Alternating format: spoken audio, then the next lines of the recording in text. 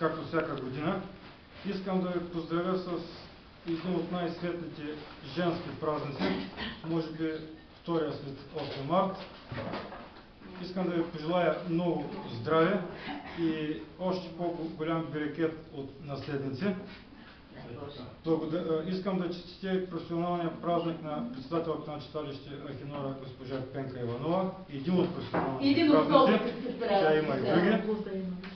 Благодаря на гостите от Стара Загора за уважението, което ни направиха днес, и искам да предам едно послание чрез тях към кмета на общината.